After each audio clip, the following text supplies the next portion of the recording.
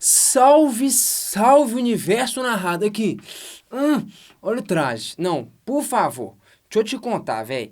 Aqui nós vamos fazer jus ao título. Nós vamos desenrolar a questão mais cabreira do ITA, provinha de 2014. É binário de estrela, é efeito Doppler, é relatividade, é o pau quebrando, macaco abraçando. Faz só um favor, olha a vestimenta que eu escolhi. Olha a indumentária, para ficar à altura. Já cata o seu monóculo, o seu reloginho de bolso, passa o cafezinho e já que, ó, tomando aqui, né, na elegância. Senta que lá vem história sem João Clebismo, velho. O que vai rolar aqui nunca foi visto antes na internet brasileira. Chega mais! Minha gente, salve, salve! Essa é aquela aulinha que me dá prazer, esse é o momento de eu me divertir, seja muito bem-vindo. Aquela questãozinha cabreira pra galerinha das provas militares e milita. Hoje nós vamos arregaçar, nós vamos fazer arte aqui, né? Pra você que já conhece o canal, você já tá acostumado. Pra você que não conhece, isso aqui é arte disfarçada de aula de física. Seja muito bem-vindo, chega aí, assente-se, junte-se aos bons, porque é aqui que a coisa acontece. Minha gente, vamos lá, nós vamos discutir aqui, nós vamos desembolar, mas numa elegância ímpar, uma questãozinha da prova de física do 2014. Eu te garanto que se você assistir esse vídeo até o final, você vai entrar um e vai sair outro. Outro como? Aí no final você me conta. Mas beleza, vem comigo que vai rolar, vai ser show, vai ser sucesso. Galera, a questãozinha da prova do ITA de 2014, pra quem já é do mês sabe que essa prova foi nível satanás. Nem o capeta conseguiu fazer 100% dessa prova aqui. O chicote estralou. E eu selecionei uma das que eu considero uma das questões mais difíceis dessa prova. Bom, olha que questão linda e nós vamos fazer uma coisa bem artística no meio dela. Eu quero só ler com vocês, eu vou fazer uma pausa para detalhar algumas coisas aqui. Questão 13. Um sistema binário é formado por duas estrelas esféricas de respectivas massas Mzinho e Mzão, cujos centros distam D entre si, cada qual descrevendo um movimento circular em torno do centro de massa desse sistema. Com a estrela de massa Mzinho na posição mostrada na figura, devido ao efeito Doppler, um observador T da Terra detecta uma raia do espectro do hidrogênio emitida por essa estrela, com uma frequência F ligeiramente diferente da sua frequência natural F0. Ai. Já vou até grifar isso aqui. Então, aqui, ó, uma frequência F ligeiramente diferente da frequência natural F0. Considere a Terra em repouso em relação ao centro de massa do sistema e que o movimento das estrelas ocorre no mesmo plano de observação. Sendo as velocidades das estrelas muito menores que c, isso aqui vai vir a ser uma informação importante, mas nós vamos discutir sobre isso em detalhes, beleza? Tá aqui, ó. Assinar a alternativa que explicita o valor absoluto de f menos f0 sobre f0. Se necessário, utilize a famigerada aproximação binomial, que para a galerinha do IMITA aí já está acostumado, familiarizado, mas nós vamos discutir isso em detalhes. Você fala, bicho, o que está acontecendo? Você tem um binário de estrelas, as duas estrelas girando aqui, né? Essa aqui gira nessa circunferência, essa outra gira nessa circunferência, as duas estão orbitando em torno do centro de massa. E aí essa estrela aqui emite uma raia do espectro de hidrogênio por conta do movimento dela em relação à Terra. Essa raia é percebida com uma frequência ligeiramente menor, isso tem a ver com o efeito ou ligeiramente diferente, na verdade, ele não fala se é maior nem se é menor, ligeiramente diferente. Você fala, velho, o que está acontecendo? Então vamos lá. Preâmbulo, vamos fazer uma digressão aqui, nós vamos falar de efeito Doppler relativístico. Nós vamos deduzir, na maior elegância que há, a equação para o efeito Doppler relativístico e tecer uns comentários. Para ser sincero, eu escolhi essa questão como uma desculpa para eu poder falar de efeito Doppler relativístico. Vocês desculpam qualquer coisa aí, né? Ou quelque chose, como diriam os franceses. Essa aula tinha que ser em francês, né? Mas bom, vamos lá. O que faz, pessoal? Qual que é a diferença do efeito Doppler relativístico para o efeito Doppler clássico, né? Bom, a diferença é que existe uma parada aqui que é a dilatação do tempo. Então, o efeito Doppler relativístico tem dois fatores que vão fazer com que um observador observe uma frequência diferente de uma fonte devido ao movimento relativo entre fonte e observador. Por exemplo, estou colocando aqui, ó, dois camaradas aqui, ó, o Armindo, beleza, que será nosso observador com velocidade zero, e o Oswaldo, que está segurando uma fonte aqui, beleza? E está se movendo com velocidade v em direção ao Armindo. Os caras vão fazer um experimento relativístico. Aí você me fala, Oswaldo nem é lá nome de cientista, mas o cara quer se aventurar. Beleza, quais são as questões que vão estar envolvidas aqui, pessoal? Então nós temos uma fonte que emite aqui, vai emitir luz, beleza? Então imagina que é um laser isso aqui, vai emitir luz com uma certa frequência F0. Essa frequência F0 é em relação ao Oswaldo que está em repouso em relação à fonte, beleza? Esse camarada, o observador, vai detectar eventualmente uma frequência diferente por dois motivos. Quais são os dois motivos? O primeiro é o tal do movimento relativo mesmo. É aquela história que eu mando uma frente de onda, só que eu me aproximo dessa frente de onda. Então, quando eu mando a outra frente de onda, o comprimento de onda vai ser menor, né? Ela vai estar mais próxima da frente de onda da frente. Se o comprimento de onda é menor, a frequência percebida fica maior.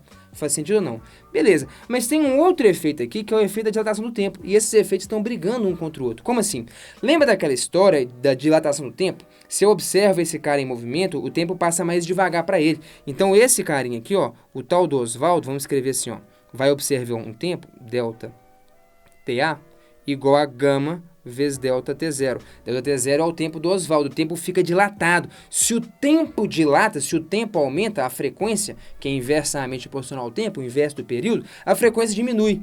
Então tem dois efeitos brigando um contra o outro aqui. Existe a parte clássica, que devido ao movimento de aproximação, isso vai fazer com que a frequência percebida pelo Armindo seja maior, mas existe a parte relativística, que faz com que a dilatação do tempo, ou seja, o período, vamos dizer assim, né, o período dessa onda que está sendo emitida vai ser maior no referencial do Armindo, de dilatação do tempo. Se o período é maior, a frequência é menor. O que ganha? A frequência, então, é maior ou menor, sacou? Então, no efeito Doppler relativístico, são essas duas coisas rolando. Classicamente, só tem essa coisa aqui rolando.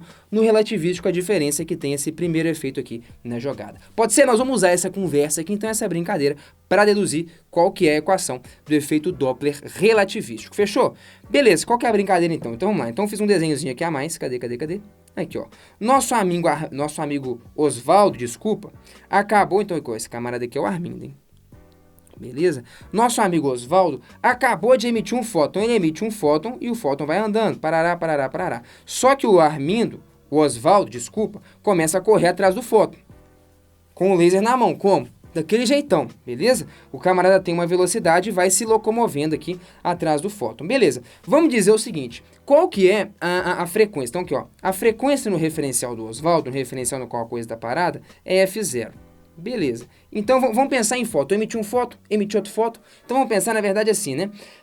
Essa frequência, então, tá me falando quantos fótons eu emito por tempo. Então, qual que é o intervalo de tempo entre eu emitir um fóton e eu emitir outro fóton no referencial do Oswaldo? Porque no referencial do Armindo o tempo muda, relatividade, aquele negócio todo. Beleza? No referencial do Oswaldo, o intervalo de tempo entre a emissão de dois fótons é isso aqui, ó. É 1 sobre F0.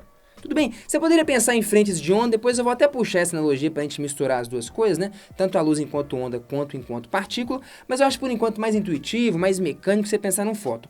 Então eu emito um fóton, daí um tempo delta T0 no referencial do Oswaldo, eu emito outro fóton, beleza? Então delta T0 é o tempo entre duas emissões consecutivas de fótons, né? A emissão de dois fótons consecutivos. Para o Armindo a gente já sabe. O ΔT vai ser gama vezes ΔT0, onde gama é o fator de Lorentz associado a essa velocidade com que o referencial se move em relação ao outro, com que o Oswald se move em relação ao Armindo. Belezinha? Então tá tranquilo. ΔT0 é o intervalo de tempo entre a emissão de dois fótons no referencial desse cara. Beleza. Então isso aqui, ó, vamos destacar aqui, ó. Intervalo entre a emissão de dois fótons. Beleza? Então isso aqui é no referencial O. Beleza? Referencial O. Então você já sacou que o intervalo de tempo já mudou para o Armindo. Beleza. Então tá, pessoal. Aí vamos dizer que passou então esse ΔT0. Então aqui, ó. Digamos que daqui para cá, ó. Passou justamente o nosso ΔT0. Beleza? E aí duas coisas aconteceram. Então observa aqui, ó. O nosso amigo Oswaldo inicialmente estava aqui, então tá aqui ele meio esvanecido, não tá aqui mais, né? O que aconteceu, pessoal? Então agora eu já estou observando, sempre aqui nós vamos estar fazendo análise no referencial do Armindo, ok? No referencial do Armindo, o que acontece com esses camaradas, pessoal? Bom, no referencial do Armindo, o tempo que passa é diferente, é ΔTA. A gente faz a conversãozinha pela dilatação do tempo. A equação, inclusive, cadê? Tá aqui, beleza? Então tá. Inclusive, vamos destacar ela aqui, ó, como é que fica essa equação, se a gente substituir o tempo para o Armindo, o tempo entre a emissão de dois fótons, vai ser igual a gama vezes o ΔT0, que é 1 sobre F0. Ok? Beleza, esse aí é o tempo entre a emissão de dois fótons para o Armindo. Fechou? Beleza. Então tá aqui. Então o tempo pro Armindo, tudo tá na análise do Armindo, ele que tá observando a parada, é o referencial no qual ele está em repouso. Então o tempo que ele mede, a distância que ele mede. Beleza? O que o Armindo vai observar então entre a emissão de 2 fótons. Então tá aqui, ó, acabou de passar o tempo de emissão de 2 fótons. O camaradinho aqui, então, o Oswaldo, vai emitir o segundo fóton agora. Então o que aconteceu nesse tempo? Nesse tempo, acompanha o raciocínio aqui, ó. O primeiro fóton emitido, que é esse aqui, andou uma distância. Quanto que é a distância? Uai, é a velocidade dele, que é a mesma para todos os referenciais, vezes o tempo. Então, para o Armindo, a distância que ele andou é a velocidade dele vezes o tempo que o Armindo marca entre esses dois eventos, que é emitir um fóton e emitir o segundo fóton. Beleza? Tranquilo. Fechou. Agora, ao mesmo tempo, o Oswaldo anda. Anda quanto? D igual a VT. Então, ele anda a velocidade dele vezes o tempo que passou para o Armindo. Então, tudo isso é no referencial do Armindo. No referencial do Armindo, então, o primeiro fóton emitido andou uma distância C delta TA, enquanto o Armindo andou uma distância V delta TA. Se você estivesse imaginando, então, que isso aqui era uma frente de onda, isso aqui era uma frente de onda, se a gente estivesse falando de frentes de onda, isso aqui viria a ser o quê, pessoal? Isso aqui viria a ser justamente o lambda, né? O comprimento de onda desse cara. Então, aqui, ó, o lambda A. Quando a gente fala de efeito Doppler clássico, a demonstraçãozinha, inclusive, é bem parecida, né? Aqui, ó, lambda A. Pode ser ou não? Ah, beleza. Então, inclusive, é isso que a gente vai escrever. Então, eu vou escrever que o comprimento de onda, trazendo agora para a interpretação ondulatória, imaginando que isso aqui é uma frente de onda, isso aqui é uma outra frente de onda, o comprimento de onda vai ser justamente essa distância entre duas frentes de ondas consecutivas, ok? Beleza, então, o lambda A, o lambda para o Armindo, para o Oswaldo ia ser diferente, o tempo muda, a distância muda, aquela treta toda relativística que a gente está ligado. Beleza, então vamos escrever isso aqui, ó. Então, o comprimento de onda, lambda A, seria, vou escrever aqui, ó, o delta D. O que seria esse delta D, né? É a distância que o fóton percorreu menos a distância que o Armindo percorreu. Então, aqui ele vai acabar de emitir o segundo fóton. A distância entre esses dois fótons, entre as duas frentes de onda, é o nosso comprimento de onda. Fechou? Então, vai ser C delta TA menos V delta TA, ok? Então, isso aqui vai ser C delta TA menos V delta TA. Beleza, dá uma fatorada aí, então o comprimento de onda que o Armindo mede vai ser C menos V, que multiplica delta TA. Aí você fala assim, bom, comprimento de onda, vamos usar nosso bom e velho amigo V igual a lambda F, né? Velocidade da luz é a mesma para todos os referenciais inerciais, esse é um dos postulados da teoria da relatividade. V igual a lambda F, velho, aqui, ó. Então, tá aqui, ó. Então, a velocidade da luz medida pelo Armindo, é o C que todo mundo mede, é igual ao lambda medido por ele, vezes a frequência medida por ele. Light, então você pode jogar aqui, ó, que o lambda dele, o lambda que o Armindo mede, é C sobre FA. O que a gente está interessado é isso, é a frequência aparente, por isso que eu chamei o cara de Armindo, entendeu? Beleza, a frequência aparente medida pelo observador, devido ao movimento relativo entre fonte e observador. Beleza, por enquanto isso aqui é totalmente clássico, né? A parte relativística entra justamente na ideia de que esse tempo é dilatado em relação ao tempo entre duas emissões consecutivas de fótons para o Oswaldo. Não, falei direto, falei bonito, falei conciso. Beleza, como é que fica a brincadeira então? Juntando tudo aqui, ó, no lugar de lambda A, nós vamos colocar essa brincadeira aqui. Então, junta tudo. C sobre FA é igual a C menos V, vezes o delta TA. E você me fala, velho, quem que é esse delta TA? Cara, o delta TA a gente já tem ele aqui, ó. Cadê? Aqui, ó. O delta TA é gama vezes 1 sobre F0. Vamos substituir lá de verdinho, acompanha as cores. Então, isso aqui é gama sobre F0. É isso? Deixa eu ver. Isso, gama sobre F0. Fechou? Beleza, turma. Então, pronto, olha o que a gente tem aqui, ó. Então, a gente tem que a frequência aparente, manipulaçãozinha algébrica simples aqui, né? A frequência aparente vai ser o F0, que multiplica 1 sobre gama, que multiplica C sobre C menos V. Pode ser ou não? Beleza, então tá aí, essa é a frequência aparente. O que é o gama mesmo? Aí você lembra aqui, né? O gama é o fator de Lorentz, pô. O gama, ele é o inverso da raiz quadrada, aqui, ó. 1 sobre a raiz de 1 menos V quadrado sobre C quadrado. Esse aí é o bom e velho fator de Lorentz, né? Então, vamos lá. A frequência aparente, a frequência medida pelo Armindo, é a frequência original da fonte, a frequência medida pelo Oswaldo, vezes, então vai, 1 sobre. Aí já vamos fazer assim, bicho, esse negócio aqui, ó, fatora aqui, coloca isso aqui, né, como C ao quadrado sobre C ao quadrado, pode ser? C ao quadrado sobre C ao quadrado é 1, né? Então, aquele negócio lá embaixo vai ficar C2 menos V2 sobre C2, raiz disso, né? 1 sobre uma fração, né? Enfim, inverte essa fração. Já vou reescrever direto aqui, ó. Isso aqui vai ficar o quê? Isso aqui vai ficar a raiz de C2 menos V2 sobre C2. Tudo bem? Só invertir. Fechou ou não?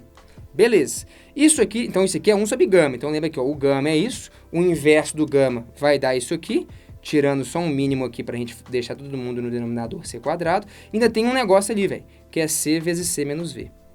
Desculpa, c sobre c menos v. Beleza, vamos fazer o seguinte, velho, joga tudo dentro da raiz. Pode ser? Esse cara fatora ele. Isso aqui, pessoal, diferença de quadrados, produto da soma pela diferença. É ou não é? Teorema de ninguém. Isso aí o homem já nasce sabendo. É ou não é? Isso aqui é a matemática, gente. A matemática é o que separa os homens dos meninos. Já diria meu amigo Yuri Gagarin. Beleza? Então vai, joga esse treco dentro da raiz quadrada, velho. É o que separa os homens dos meninos mesmo. Então eu joguei dentro da raiz quadrada, esse cara entrou ao quadrado e esse bicho entra ao quadrado também. C menos V ao quadrado. Isso aqui não é nem matemática, não. Isso aqui, qualquer primata consegue fazer isso aqui que nós estamos fazendo. Não acha que nós estamos fazendo coisas difíceis, não. Vamos lá, beleza. Como é que ficou a brincadeira? Ó, saiu o que a gente queria. Não saiu? Quase saiu, né? F0, que multiplica a raiz de... Vou escrever assim, ó. C mais V sobre C menos V. Quer dizer, eu escrevi do jeito que tá, né? C mais V sobre C menos V. O que a gente vai fazer, velho? Pega e divide por C em cima e embaixo, só para aparecer o betinha, pode ser? Então eu divido por C em cima, divido por C embaixo. Não alterei essa fração, lá dentro, tá? Da raiz quadrada. Então nós vamos ficar com o quê? Nós vamos ficar com F0, que multiplica a raiz de... Se eu dividir aqui por C, pessoal, C sobre C é 1, e V sobre C é V sobre C mesmo, né? E ali eu vou ter 1 menos V sobre C, né? C sobre C deu 1, V sobre C, fechou. O que é o V sobre C, pessoal? Isso aqui é só para a gente usar uma notaçãozinha que é comum, é que a gente chama o V sobre C de beta, só para dar uma simplificada. A gente define uma grandeza beta, que é justamente a razão, né? Entre a velocidade V do referencial e a velocidade da luz no vácuo C. Então pronto, chegamos na famigerada equação do efeito Doppler relativístico. Sinta-se honrado, não é todo dia que você vê isso, velho. Alguém demonstrando para você a equação do efeito Doppler relativístico. 1 mais beta sobre 1 menos beta. Maneiro. E olha que interessante, pessoal. De fato, quando esses caras estão se aproximando, a gente está vendo que a fonte está se aproximando do observador, né? O que a gente constata aqui? A gente constata que, de fato, na verdade, a frequência percebida ela é maior. Você consegue ver isso aqui, ó? A frequência percebida é maior, ou seja, o efeito clássico, ele supera o efeito relativístico. Lembra daquela conversa? A gente fez uma conversa lá no início, isso aqui é a equação do efeito Doppler relativístico, hein? A gente teve uma conversa lá no início, que era uma conversa como é que era o negócio? Era uma conversa de falar o seguinte, tem duas coisas que originam o efeito Doppler relativístico. O efeito cinemático do movimento relativo entre observador e fonte e o efeito da dilatação do tempo. Quando a aproximação, né? O efeito cinemático clássico faz com que a frequência aparente percebida pelo observador seja maior, mas o efeito da dilatação do tempo faz com que a frequência aparente percebida pelo observador seja menor. Quem ganhou aqui foi o efeito clássico, né? A frequência fica maior. Observa, vou pegar aqui 1 mais beta e lá embaixo 1 menos beta. Então, eu vou ter um denominador que é maior do que 1 e um numerador que é maior do que 1, né? E um denominador que é menor. Nós estamos diminuindo o cara lá embaixo. Então, nós estamos aumentando o cara aqui em cima, o que faria aumentar a frequência aparente, e nós estamos subtraindo lá embaixo, né? Compara com o efeito Doppler clássico. Se eu estou subtraindo lá embaixo, estou diminuindo o denominador, o que faz aumentar a frequência aparente. Perfeito? Beleza. Então, por enquanto é isso. Esse é o efeito Doppler relativístico. E isso aparece na questão lá, efeito Doppler para a luz. Aí você me fala assim, cara, mas e se a velocidade da luz for... Desculpa, se a velocidade da fonte aí for muito baixa? Se a velocidade for muito baixa, teoricamente, eu consigo desprezar esse efeito se eu não tiver uma velocidade relativística.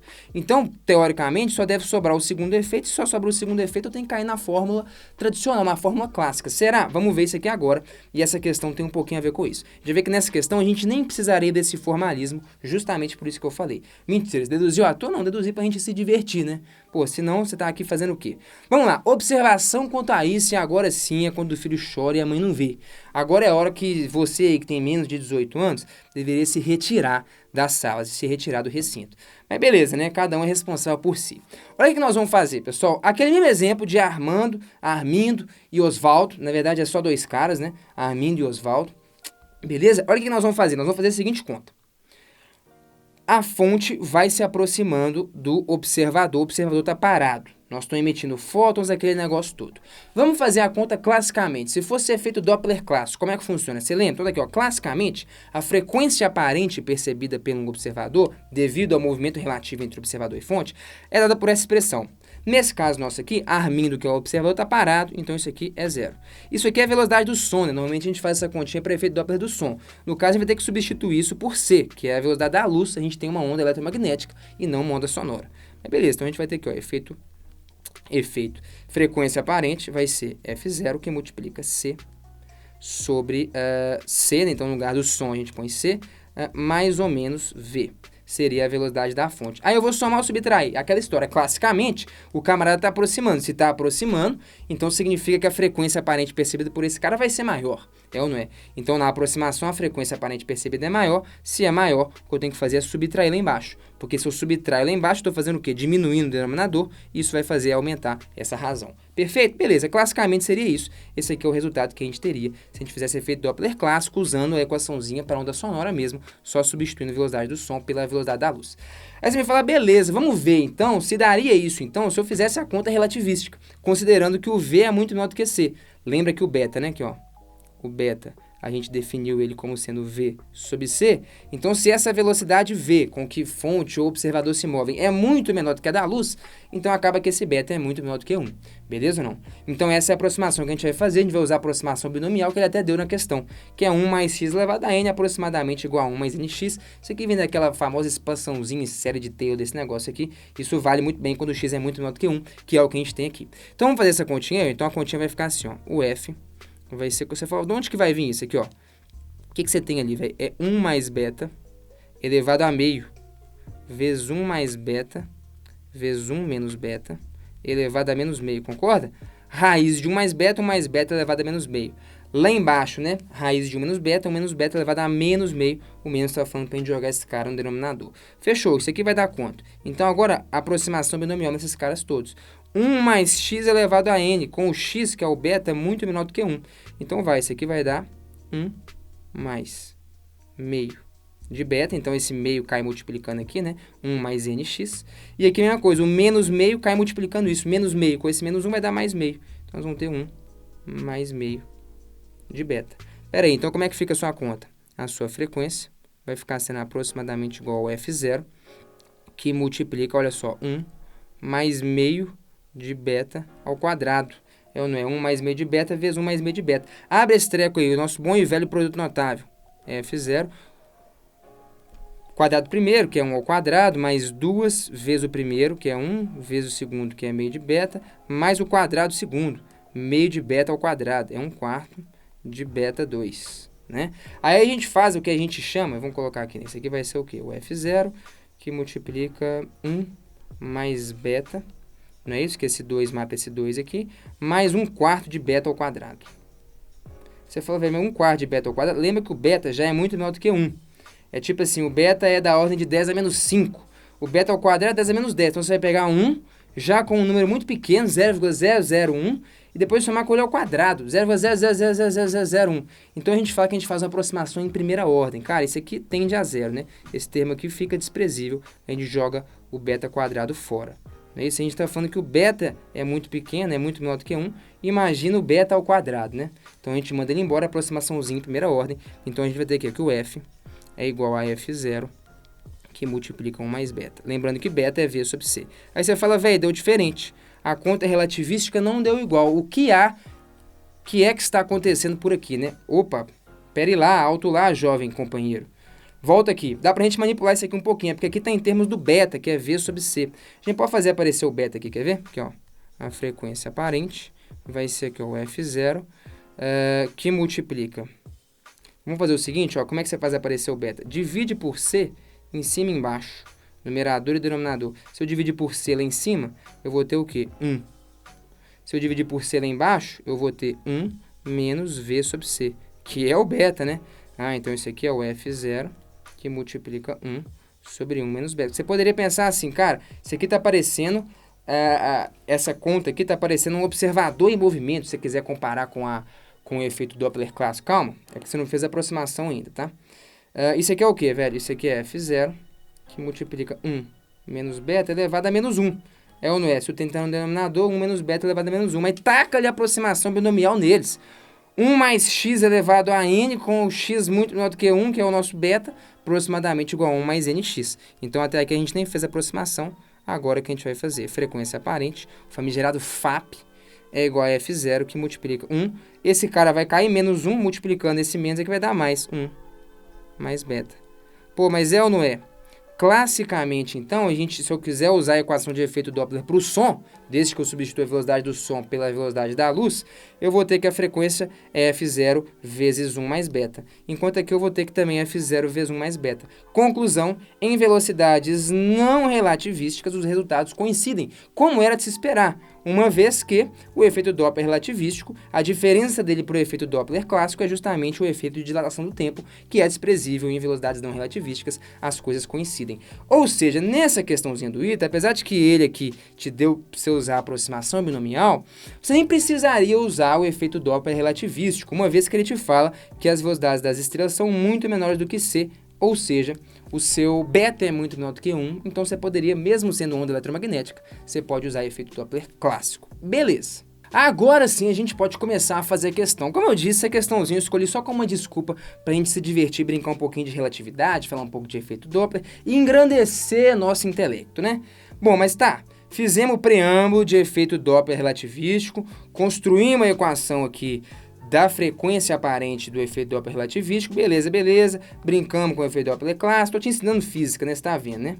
Essa questão do item é só uma desculpa. Agora sim, eis a questão. Vamos fazê-la.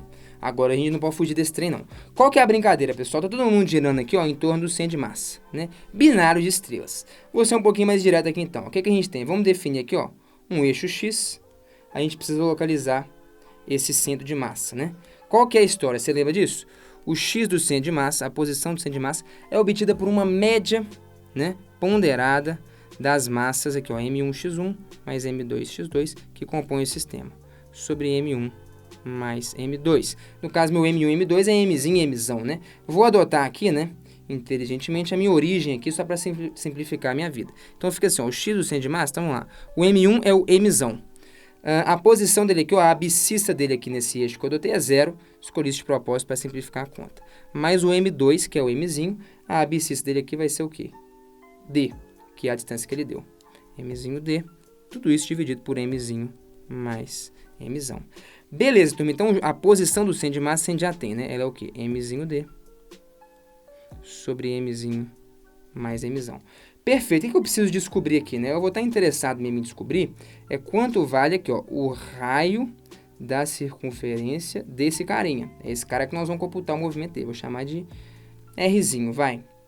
Rzinho, pode ser? Pode ser, beleza. O que você sabe? Que a posição X do centro de massa, que é isso, mais o Rzinho, tem que dar quanto? Tem que dar D, né? Beleza, então vamos escrever isso aí. Então aqui, ó, o X do centro de massa seria isso aqui, né? A abscissa do centro de massa. Então, vamos escrever aqui, x do centro de massa mais Rzinho é igual a D, ou seja, o que a gente quer que é o Rzinho é D, menos o x do centro de massa, menos isso. Então, é D menos o x do centro de massa. Para já tacar-lhe todo mundo no mesmo denominador, multiplica-lhe logo esse cara em cima e embaixo por Mzinho mais Mzão. Não alterei o valor da fração. Como que fica essa conta? Esse raio, então, como é que fica lá em cima? Mzinho D mais Mzão D. Aí tem esse cara que é um menos Mzinho D. É isso? Menos Mzinho D. Tudo isso dividido pela soma das massas. Beleza ou não? Corta esse cara aqui, ó. Vral. Mzão D sobre soma das massas. Esse é o raio da circunferênciazinha, né, da trajetória da órbita desse cara, tá aqui, ó, o R.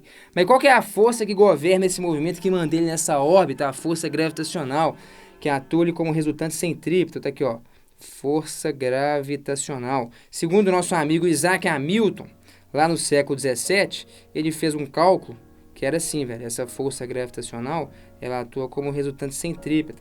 E o Isaac Hamilton construiu a expressão. A força gravitacional é isso aqui, brother. Diretamente proporcional para o das massas, inversamente proporcional ao quadrado da distância entre elas. Isso tem que ser resultante centrípeta nesse nosso carinha de massinha M, nessa nossa estrela, é M V2 sobre R. Ah, por isso que a gente precisava do R, né? O R entra aqui, exatamente. O R entra exatamente aqui. Então, T, corta ali esse cara, nós vamos achar o V. Por que eu vou achar o V? Porque é esse cara que é minha fonte, que está emitindo lá do espectro de hidrogênio. Eu vou ter que pegar a velocidade desse camarada, ver como é que ele está se afastando da Terra para aí fazer o efeito Doppler relativístico. Você deve estar pensando assim, velho, o que tem de efeito Doppler relativístico? Gravitação, não sei o quê. Pois é, a questão era tretada mesmo. Binário de estrelas com efeito Doppler. Nós nem chegamos no efeito Doppler. Eu quero achar a velocidade do carinha. Meu pai. Então tá, então você vai ter que a velocidade ao quadrado vai ser igual a R sobre D quadrado, que multiplica Gmzão. Mas quem que é o R? É esse cara. Tá certo isso aí, velho? Não posso errar essa altura do campeonato não, velho. Beleza, é isso aí mesmo, tá certo. Então isso aqui vai dar o quê? Gmzão sobre D quadrado, que multiplica o nosso R, que é Mzão D, sobre soma das massas. Dá uma simplificadinha aqui, ó, teco, do bico, do birubiru, do birujuice, do Oldriganda Lahai. Cara, eu tô empolgado aqui, velho. Nós estamos fazendo um negócio aqui único, cara. Você sabe que não tem João Clebismo. Isso aqui você não acha na internet, velho. Mas não acha mesmo. Eu acho que nem na internet gringa, velho. Você pesquisar em inglês, Relativistic Doppler Effect. Pode jogar aí, velho. Você não vai achar uma aula desse naipe. Não vai. Desculpa, mas não vai. Tô falando, sua sinceridade. Você pesquisa, você não vai achar, velho. É verdade verdadeira. Nós estamos fazendo um treino num nível muito alto aqui, velho. Meu Deus do céu. Vou pedir minhas contas. Vai. Pronto. Tem a velocidade do cara. Pelo menos o quadrado da velocidade dele. Depois de tirar uma raiz quadrada aqui é a coisa mais fácil, né? Depois do que a gente já fez. Não é possível que nós vamos chorar nessa hora, né? Bom, beleza. Tá aí. Tá pronto. Aí você fala, velho, para que você cria a velocidade do cara? Porque aqui, ó. O que tá acontecendo? Esse cara tá orbitando, sei lá em que sentido tá girando, vamos chutar um, deve fazer diferença. Então aqui, ó, ele tem uma velocidade que é como tangente à trajetória, bro, tangente à trajetória. Então aqui, ele tem uma velocidade V aqui. Ah, presta atenção que ainda tem um ângulo alfa. Aqui, o que um ângulo alfa faz de diferença? Para, né? Aqui, ó, o ângulo alfa tá aqui. Esse efeito Doppler que a gente está calculando é longitudinal. Você sacou a ideia? Vai no Armindo e no Oswaldo lá, meu filho. Aqui, ó, os caras estão se movendo um na direção do outro. A fonte se move na mesma direção em que a onda eletromagnética. A gente chama isso de efeito Doppler longitudinal. Beleza? Então, para aquela equação que a gente deduziu, eu precisaria vir aqui, ó, e pegar, de fato, a componente da velocidade da estrela, que, de fato, representa uma velocidade de aproximação em direção à Terra. Então, o que interessa é isso aqui, vai decompõe ali, ó. Isso aqui vale quanto? Isso aqui vale V cosseno alfa, velho. Essa aqui é a velocidade que nós vamos usar para o efeito Doppler relativístico. Agora sim, velho. Agora entrou o efeito Doppler. Então, peraí, o que ele fala? Precisei fazer a gravitação, precisei fazer o binário de estrelas para descobrir qual que é a velocidade orbital dessa estrela.